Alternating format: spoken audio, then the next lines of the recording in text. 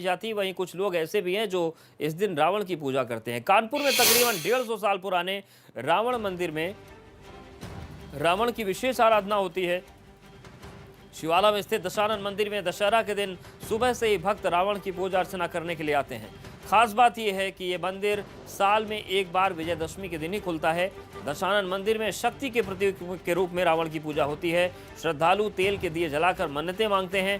परंपरा के अनुसार सुबह 8 बजे मंदिर के कपाट खोल दिए जाते हैं और रावण की प्रतिमा का साज श्रृंगार होता है। इसके बाद आरती की जाती है। शाम को मंदिर के दरवाजे 1 साल के लिए फिर से बंद कर दिए जाते हैं। यहाँ पर श्रृंगार किया जाता है और उसके बाद पूजा अर्चना की जाती है। महर्षि मानता है कि क्योंकि रावण जो है वो पराक्रमी था, विद्वान था, जिसके चलते जो लोगों को कामना है पराक्रम और ज्ञान की, वो लोग यहाँ पर आते हैं और दर्शन करते हैं। आप देख सकते हैं कि सुबह से ही आज दशमी के दिन जैसे ही मंदिर खुला है, जो भक्त हैं वो यहाँ पर पहुँच रहे हैं और यहाँ की मान्यता ये है कि यहाँ पर जो दीप हैं वो जलाए जाते हैं। देखिए, ऐसा है कि हम लोग आज सुबह लंकाधिपति का जन्मदिन मनाते हैं। रावण का जन्म आश्विन मास की शुक्ल पक्ष को दशमी को हुआ था और सौभाग्य से उसका मोक्ष भी दशमी को ही हुआ। तो चूँकि आज से 400 वर्ष पहले जब रामचरितमानस के बाद रामलीला का मंचन शुरू हुआ तो पहले रामलीलाओं में रावण का पुतला नहीं जलाया जाता था। फूस वूस जला के और एक प्रकार की परिपाटी निभाई जाती थी। धीरे धीरे एक आधुनिकता के दौर में रामलीलाएँ गईं और उन्होंने बड़े बड़े विशालकाय पुतले बनाना शुरू किया। उसका परिणाम है, चूँकि कोई व्यक्ति प्रतीकात्मक रूप से अगर मरता है तो उसके शव को जलाने का भी काम लीलाओं के माध्यम से किया जाने लगा। लेकिन सत्यता ये है कि रावण के शव को जलाने के पीछे भगवान राम का एक उद्देश्य है। उद्देश्य ये है कि सत्कर्म की पूजा, सत्कर्म का व्यक्ति यदि कोई संसार में उस समय था तो महावीर रावण था। क्योंकि रावण जानता था कि रामचंद्र जी ने सीता को जो अग्नि में प्रवेश कराया है वो लक्ष्मण को भी नहीं मालूम है। वो त्रिकालदर्शी था। उसने सीता का जब हरण किया तो वो महल में नहीं ले गया। माया को लोग महल में नहीं ले जाते। माया रचित बनाई सीता, वेद मंत्र बैठाई सीता। वन अशोक सीते ले गए, वहाँ अशोक वन में सीता को ले गया और उनकी रक्षा किससे कराई? भविष्ण की बेटी तेजिता थी। तेजिता नाम राक्षसी एका, राम चरण रत्न बुन विवेका। 24 घंटे राम का नाम जपने वाली वो उनकी सेविका थी। यहाँ ये दशानन मंदिर है, एक दिन खुलता है। यहाँ पर क्या मान्यता है और क्या मान्यता? लंकाधिपति की जो पूजा करता है, लंकाधिपति में जो कड़ू तेल का दीपक जलाता है और आज के दिन महिलाएं दशमी के दिन सुहाग लेती हैं, वो सदा अखंड सौभाग्यवती होती हैं। उनके बच्चे अकाल मृत्यु में ग्रसित नहीं होते। उनके बच्चे बल बुद्धि विवेक के प्रतिभाशाली होते हैं। इसलिए आज लंकाधिपति रावण से लोग यश कीर्ति और उसके लिए आराधना करते हैं जो रावण के दरबार में आने पर उनको मिलती है। साफ है कि रावण के दरबार पर आने पर उनकी जो मनोकामना है वो पूरी होती हैं। आज के दिन जो यहाँ पर पूजा करता है उनकी अकाल मृत्यु से उनका जो भय है वो खत्म होता है। साथ ही साथ महिलाएं जो हैं वो कड़वे तेल का दीपक जलाती हैं, वो अखंड सौभाग्यवती होती हैं। वीडियो अंकित के साथ प्रभात अवस्थी, एबीपी गंगा, कानपुर। तो ये सिर्फ कहानी कानपुर की नहीं बल्कि नोएडा में भी एक ऐसा गांव है जहां पर न तो दशहरा मनाया जाता और न ही रावण का दहन होता बल्कि रावण की पूजा की जाती है। ग्रेटर नोएडा के वेस्ट के बिसरक गांव में रावण का पैतृक गांव माना जाता है। वहां पर दशहरा का पर्व नहीं मनाया जाता और यहां रावण का दहन भी नहीं होता है। गांव के बुजुर्ग मानते हैं कि बिसरक गांव का जिक्र शिव पुराण में किया गया है। कहा जाता है कि त्रेता युग में इस गांव में ऋषि विश्रवा का जन्म हुआ था। इसी गांव में उन्होंने शिवलिंग की स्थापना की। उन्हीं के घर में रावण का जन्म हुआ था। अब तक इस गांव में 25 शिवलिंग मिल चुके हैं और एक शिवलिंग की गहराई इतनी है कि खुदाई के बाद भी उसका कहीं छोर नहीं मिला। ये सभी अष्टभुजा के। हमारा सुशील कुमार शास्त्री नाम है। हम रावण के मंदिर में पूजा करते हैं। यहाँ पर रावण ने शिव मंदिर में पूजा करी थी, सिद्धियाँ प्राप्त की थी, उसी के नाम से मंदिर रावण का बना है। यहाँ पर भगवान राम की, राधा कृष्ण की, सभी देवी देवताओं की तस्वीरें हैं।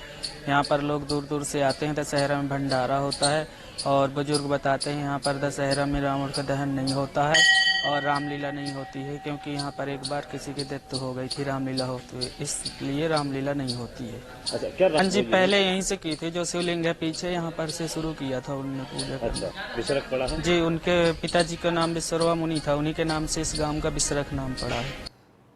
यूपी तो पूरे उत्तर भारत में दशहरे के दिन जगह जगह रावण दहन होता है, लेकिन मेरठ के गगोल गांव में रावण का दहन नहीं किया जाता। दरअसल 1857 की क्रांति के बाद अंग्रेजों ने गगोल गांव पर हमला कर दिया और अंग्रेजों से विद्रोह के आरोप में 9 लोगों को गिरफ्तार करके उन्हें पीपल के पेड़ पर दशहरे वाले दिन फांसी दे दी थी। तब से गांव में रावण दहन नहीं होता, बल्कि शहीदों को श्रद्धांजलि दी जाती है। तो यहाँ पर स्वतंत्रता संग्राम सेनानियों के सम्मान में रावण दहन नहीं होता है। विजयदशमी का पर्व हमारे देश में बड़ी धूमधाम से मनाया जाता है और कहा जाता है विजयदशमी का पर्व बुराई पर अच्छाई की जीत के तौर पर देखा जाता है। लेकिन उत्तर प्रदेश के मेरठ में एक गांव ऐसा है जहां 10 मई 1857 के बाद से आज तक विजयदशमी पर्व ही नहीं मनाया गया। इसके पीछे की क्या वजह है ये भी हम आपको बताएंगे, लेकिन इस वक्त हम उसी गांव में मौजूद हैं जहां विजयदशमी नहीं मनाया जाता है और इसकी वजह है वो 9 शहीद जिन्हें फिरंगियों ने क्रांति का बिगुल फूंकने पर दशमी के दिन यानी विजयदशमी के दिन उन्हें पीपल के पेड़ पर अंग्रेजों ने फांसी के फंदे पर लटका दिया था। और आप देख करेंगे कि आखिरकार उन शहीदों को किस तरह याद करते हैं और यहाँ पर दशहरा क्यों नहीं मनाया जाता। इस दिन देखिए दशहरा के दिन जो है इस गांव के 9 शहीदों को पीपल के पेड़ के नीचे फांसी दे दी गई और उस दिन से आज का दिन बड़ा हमारे लिए हम शहीदों के लिए हवन और आहुति देकर उनको सच्ची श्रद्धांजलि अर्पित करते हैं। बुजुर्ग थे, उन्होंने भी क्रांति में भाग लिया और उन्होंने अंग्रेज मारे भी और मेरठ की तरफ को कूच कर गए। जब आगे से वह तोबे चलने लगी तब वहां से वो अपने भाग गए। तो आप लोग दशहरा नहीं मनाते, शहीदों को श्रद्धांजलि देते? वहीं तो जा रहा हूं मैं। उन पे फिर आदमी तो कोई हाथ आया नहीं। उन्होंने क्या किया कि 9 आदमी जो चुनिंदा है उन पे केस चलाया और उन्हें दशहरे के दिन फांसी लगा दी गई। नमन करते हुए 1857 की क्रांति की जो अगुवाई धन सिंह कोतवाल गुर्जर जी ने की, 9 शहीद हमारे इस गांव के शहीद हुए थे। आज उन्हीं को श्रद्धांजलि देने के लिए सभी गांव के सम्मानित क्षेत्र के लोग इस तीर्थ पे उपस्थित हुए हैं। आज उन शहीदों की शहादत को श्रद्धांजलि देने के लिए अब दीप जलाकर 2 मिनट का मौन रखा जाता है और यही वजह है कि गांव में आज तक आज़ादी के बाद से दशहरा नहीं मनाया गया। मेरठ से वीडियो जर्नलिस्ट दीपक शर्मा के साथ बलराम पांडे, एबीपी गंगा। मथुरा में श्रद्धालुओं के लिए विश्व प्रसिद्ध बांके बिहारी मंदिर के पट खोल दिए गए हैं। मंदिर में पहुंचे श्रद्धालु सोशल डिस्टेंसिंग का पालन कर रहे हैं। मंदिर प्रशासन ने भी सुरक्षा और व्यवस्था बनाए रखने के लिए सहयोगियों को तैनात किया है। मंदिर प्रशासन ने श्रद्धालुओं के एंट्री के लिए 2 और 3 नंबर गेट को खोला है, वहीं 1 और 4 नंबर से श्रद्धालुओं को दर्शन के बाद बाहर भेजा जाता है। मंदिर प्रशासन ने 1 और 3 नंबर गेट पर सैनिटाइजर की व्यवस्था की है, साथ ही सोशल डिस्टेंसिंग के लिए गोले भी वहां पर बनाए गए हैं। रजिस्ट्रेशन वास्ते उस व्यवस्था को और ज़्यादा मजबूत करने के लिए व्यवस्था की गई थी। ऑनलाइन व्यवस्था हमारी हो गई है और आज ऑनलाइन रजिस्ट्रेशन के माध्यम से दर्शन करवाए जा रहे हैं। क्या कोविड-19 के प्रोटोकॉल कैसे फॉलो किए जा रहे हैं? माननीय जिला प्रशासन, पुलिस प्रशासन सबके सहयोग से मंदिर के अंदर और बाहर समुचित व्यवस्था की गई है। मंदिर के आसपास 1 वे सिस्टम रहेगा। दर्शनार्थी 2 और 3 नंबर गेट से मंदिर के अंदर प्रवेश करेंगे और 1 और 4 नंबर गेट से निकास करेंगे। सभी दर्शनार्थियों के लिए मास्क, सैनिटाइजेशन, सोशल डिस्टेंसिंग का पालन करना अनिवार्य होगा। मंदिर के अंदर कोई भी माला प्रसाद इत्यादि आने नहीं दिया जाएगा। और यहाँ पर वक्त एक छोटे से ब्रेक का है।